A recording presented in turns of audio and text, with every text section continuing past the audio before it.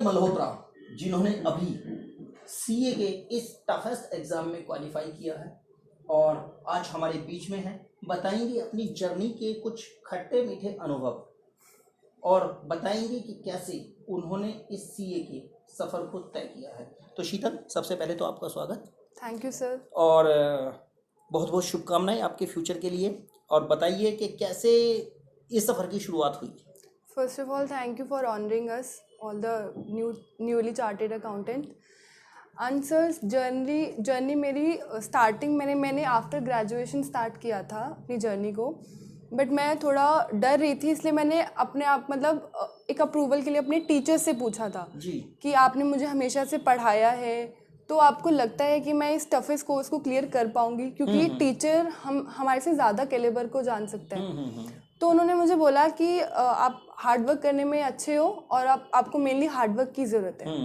तो मैं फिर भी थोड़ा डर के कि मैं बहुत टफेस्ट कोर्स में जा रही हूँ, पता नहीं एंड क्या होगा और पता नहीं कब ये जर्नी एंड होगी। बट स्टिल मैंने 2016 में अपना फर्स्ट अटेम्प्ट दिया, नवंबर 16 में, और मैंने अपना IPCC क्लियर करा सिंगल शॉट में। तो मैं कभी भी अपनी लाइफ में कभी भी फेल नहीं हुई, ना स्कूल में, ना UT में, ना ग्रेजुएशन में। बट हाँ, जब मैंने अपना फाइनल का अटेम्प्ट दिया जनवरी 21, तो मैं फर्स्ट टाइम फेल हुई।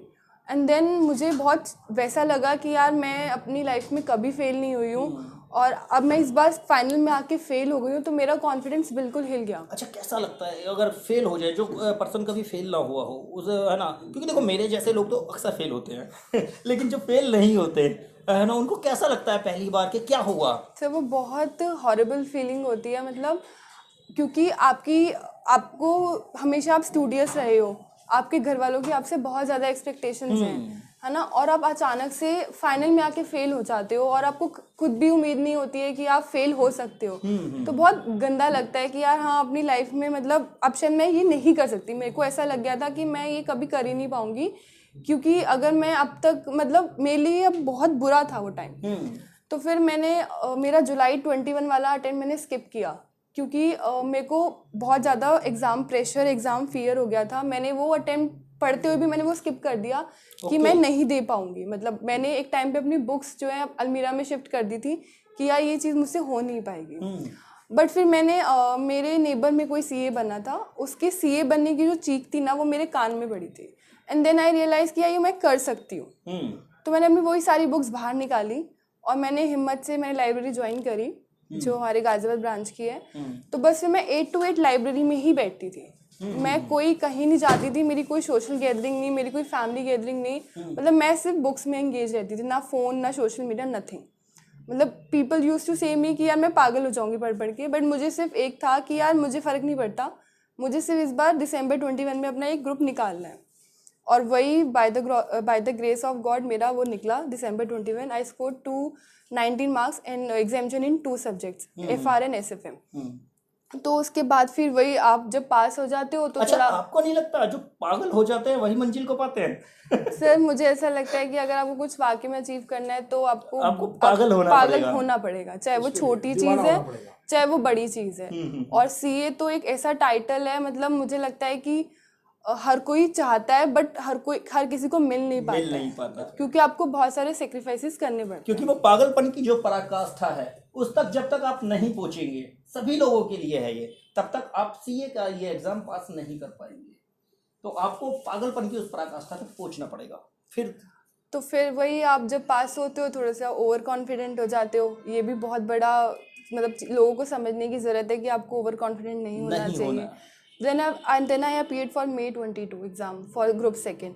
तो उसमें मेरे 192 थे and I fail by 8 marks. वो मेरे लिए और भी बुरी चीज़ थी कि यार एटलीस्ट मैं फेल होती तो मार्जिन से होती, यहाँ तो मैं इज्जत से फेल हो रही हूँ बेइज्जती से फेल होना वो ज़्यादा अच्छा है। पर यहाँ ऐसा लगता है कि आप बहुत बहुत पास पहुँच गए थे और दूर हो गई वो चीज़। तो फिर यूजुअली लोग इस पॉइंट पे आके सोचते हैं कि हम मेरे भी और भी फ्रेंड्स हैं जो इतने 195 ही इस बार फेल हुए हैं, तो वो सोच रहे हैं कि यार हम छोड़ देते हैं, हमसे नहीं हो पाएगा। तो वो चीज़ मैंने नहीं सोची। मैंने कहा यार अब 8 मार्क्स को मैंने बहुत ज़्यादा मार्जिन से निकालना है। तो फिर मैं दिसंबर के लिए बैठी एंड मेरे 228 मार्क्स आए हैं, ऑल्दो इतने मार्जिन से नहीं है, बट हाँ मेरी 2 सब्जेक्ट में एग्जामिशन है फिर से। हाँ, और मैंने वही पागलपन दोबारा दिखाया, अपने लंच, सोशल सब चीज़ें छोड़ दी और वही 8 to 8 अपना लाइब्रेरी में बैठना और पढ़ना। सर, इन स्टूडेंट्स के लिए क्या कहेंगे जो सिर्फ पढ़ाई के लिए अपना सोशल लाइफ को त्याग देते हैं? क्योंकि आज जब ये सीए बन गए हैं, अब इनको सबसे ज़्यादा सोशल होने की आवश्यकता पड़ेगी। चाहे ये नौकरी में जाएं, चाहे ये प्रैक्टिस में रहें, सोशल तो होना पड़ेगा। तो क्या एक मैसेज देंगे आप इन लोगों को कि सोशल नेटवर्किंग की ज़रूरत है क्या? सोशल नेटवर्किंग मैंने पहले ही बताया हरी जी, नेटवर्किंग के बिना तो इस प्रोफेशन में सर्वाइवल अब नहीं है। लेकिन मैं शीतल को बात भी कहना चाहता हूँ कि फेलियर से ही हम सीखते हैं, अपनी फेलियर से ही सीखते हैं। इसका मतलब ये भी नहीं कि हम सोसाइटी से दूर हो जाएं। सोसाइटी से दूर होना सक्सेस का राज नहीं हो सकता। मुझे अपने समय का किस्सा याद आता है। मैं जब सीए कर रहा था तो मैगजीन में मैंने पढ़ा कि बेंगलोर के किसी चर्च के बाहर लिखा था गॉड नेवर फेल। तो वहाँ सीए स्टूडेंट गुजर रहे थे, उन्होंने उसके नीचे लिख दिया why don't try for CA. Board से चैलेंज किया है कि why don't try for CA. तो इसलिए ऐसा नहीं है, आपने जो भी आपका एक्सपीरियंस रहा कि आप सोशल लंच सब दूर करके आप चार्टर्ड अकाउंटेंट बने हैं, इट डजेंट मीन अब आपको सोशल होना पड़ेगा, लोगों के साथ नेटवर्किंग बनानी पड़ेगी, अपनी नॉलेज को शेयर करना पड़ेगा। तो आप नॉलेज शेयर करते हैं तो आपको नॉलेज मिलती भी है, आप नॉलेज देते ही नहीं है, मिलती भी है, और उसी से वो सक्सेस का राज है। बिल्कुल। तो knowledge sharing, social gathering, social लोगों से मिलना जुलना, अपनी नॉलेज को लगातार बढ़ाते रहना, इंस्टीट्यूट द्वारा चलाए गए जो नॉलेज एनहेंसिंग प्रोग्राम है उनको ज्वाइन करना, उनको समझना। हम लोग क्या है आजकल सोचते हैं सब कुछ नेट पे अवेलेबल है जी। अभी जो नए स्टूडेंट्स हैं सोच रहे हैं सब कुछ नेट पे अवेलेबल, ऐसा नहीं होता। जब तक जब जाते हैं किसी सेमिनार में तो खाली आप स्पीकर को नहीं सुनते, वहाँ आए हुए लोगों से ही मिलते हैं, लोगों से भी मिलते हैं, जो एक ओरा है बहुत लोगों कुछ का, सीखने का मिलता जो लोगों का एक ओरा है, उनका जो प्रभाव है, वो Definitely. प्रभाव एक्सचेंज होता है जी। जब लोगों से आप इस तरह की सोशल गैदरिंग में मिल रहे होते हैं। तो नॉन सोशल होने से आप कहीं ना कहीं अपनी जो वो ग्रोथ है उस ग्रोथ को थोड़ा धीमा कर लेते हैं। डेफिनेटली। सर मैं एट द एंड एक चीज़ बोलूँगी कि मुझे मेरा नाम शीतल पापा ने दिया, जी। मल्होत्रा आइडेंटिटी मेरे दादाजी ने दी, बट जो मुझे सीए का टाइटल मिला है वो गॉड कृष्णा की वजह से मिला है।